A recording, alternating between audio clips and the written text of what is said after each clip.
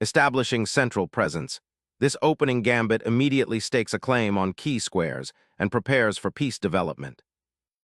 Developing the knight immediately to its most natural square, this response sets the stage for a dynamic, often Indian, opening where central control is contested by piece play. Asserting central dominance, this thrust prepares to build a formidable pawn wall and seize the initiative. Opening the bishop's diagonal and preparing a solid central pawn structure, this choice prioritizes development over immediate kingside skirmishes. Solidifying the center and preparing to develop further, this move underscores white's commitment to a robust pawn structure. Pivoting the bishop to control the central squares and readying an attack on white's knight creates immediate positional pressure. Securing the center with a pawn offers a stable pawn chain, preparing for piece development while potentially restricting black's queenside expansion. Challenging white's central grip, this pawn thrust immediately ignites positional skirmishes and demands careful piece coordination. Seeking to disrupt black's harmony, this pawn advances to question the bishop's placement and potentially seize queenside space. Consolidating the bishop's position and preparing for central expansion, avoiding immediate confrontation. Solidifying central control and preparing for queenside development, this piece offers valuable support for future pawn pushes while maintaining defensive integrity. Securing the monarch is a prudent step, preparing to join minor pieces in the center and potential kingside action.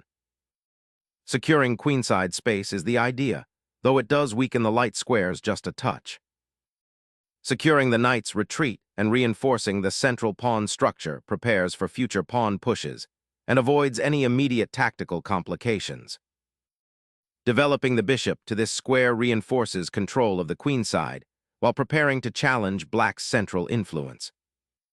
Solidifying the queenside structure, preparing to counter white's pawn advances and potentially develop the queen to c7. Preparing to eye the queenside, white repositions the queen to potentially support a queenside expansion or offer it for tactical exchange. Preparing to contest the central files, the rook finds a safer haven while supporting the eventual advance of the e-pawn. Developing the bishop here quietly strengthens the kingside pawn structure and eyes the d5 pawn. Capturing the pawn opens the d-file for potential battery play. Reclaiming the central square with the bishop solidifies white's queenside space advantage. Puncturing the queenside, black aims to disrupt white's pawns and gain central space. Seeking to suffocate black's queenside space, white decisively expands on the flank, forcing an immediate response. Challenging white's queen and eyeing the c4 bishop, this knight repositions to exploit the open b-file and potential pawn weaknesses. This maneuver aims to redeploy the bishop to a more active diagonal, eyeing black's queenside structure and potentially supporting an eventual e4 push. Liberating the c-pawn chain unlocks attacking possibilities on the queenside, aiming to disrupt white's pawn structure.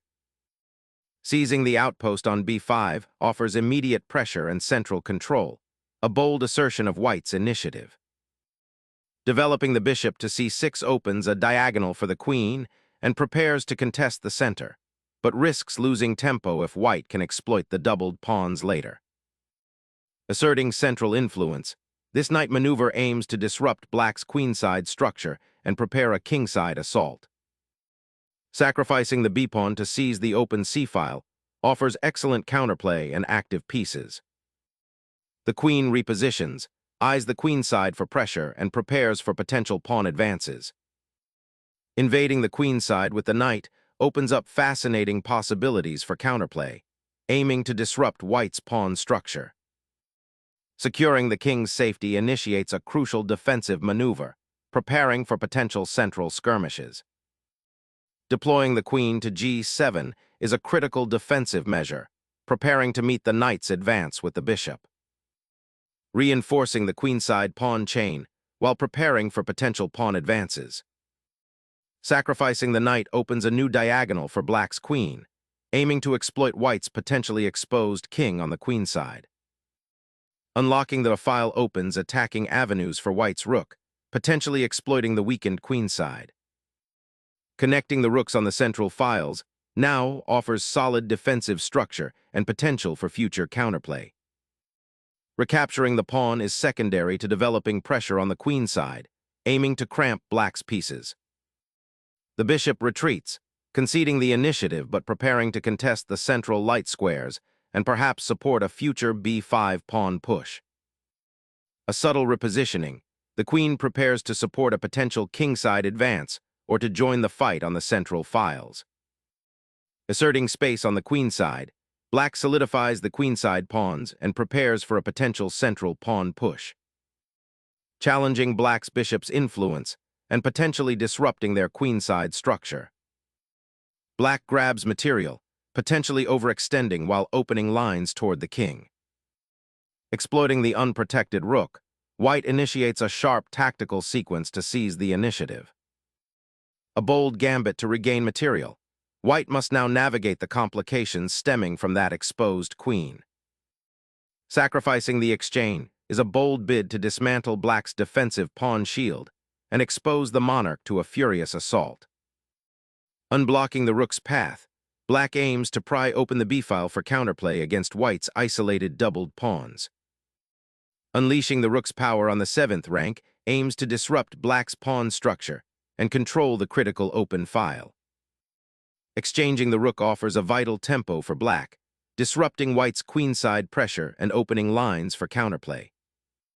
Reclaiming the sacrificed bishop secures crucial material and begins consolidating white's advantage.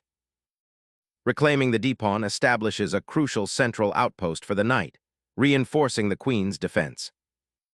Securing the open file now, preparing for potential counterplay and bolstering the rook's influence. Re-establishing central influence and preparing for potential tactical skirmishes along the ranks. Reasserting pressure on the queen side is paramount, hoping to exploit that newly opened diagonal for the bishop. A bold attempt to solidify kingside defenses, potentially preparing for a rook sortie or a central pawn advance. Fortifying the bishop's position, this move prepares to challenge black's rook activity. Liberating the knight from its passive outpost opens lines for future counterplay, aiming to disrupt white's queenside pressure. Restricting the black knight's squares with a simple pawn advance is a common positional theme. Exploring the open file for rook activity, black brings the king forward to support potential pawn advances and consolidate. Targeting the queen's escape square with the rook, and queen aims to trap it or force concessions. Seeking to disrupt white's consolidated pawn structure and open lines for counterplay, black repositions their rook to the critical c-file. A decisive exchange simplifies into a winning endgame for white, securing open lines.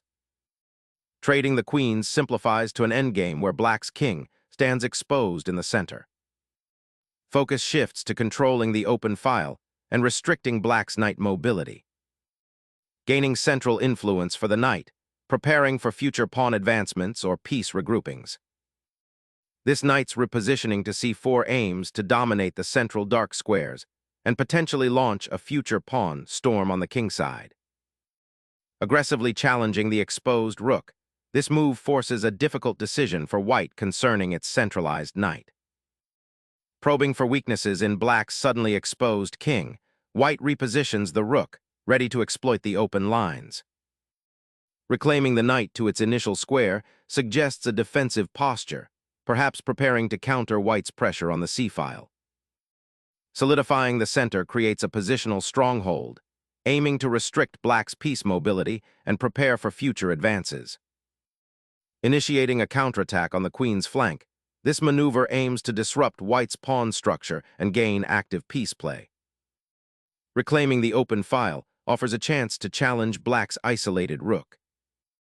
Reclaiming the central squares with the bishop opens up attacking possibilities against white's somewhat passive pawn structure. The knight repositions, eyeing squares like f5 and d5, seeking to influence the cramped kingside. Repositioning the knight to a more active square, it now eyes the weakened queenside and offers support for potential pawn advances. Unleashing a central pawn thrust aims to disrupt black's bishop and open lines for a swift assault. repositioning the knight to a more active square aims to create threats and potentially improve its defensive capabilities. Relocating the rook to the second rank offers a new avenue of attack, aiming to exploit black's potentially isolated pawns and establish pressure. Aimed at solidifying the bishop's central presence and preparing for a queenside advance. Activating the rook to challenge black's misplaced bishop and gain a foothold on the open file.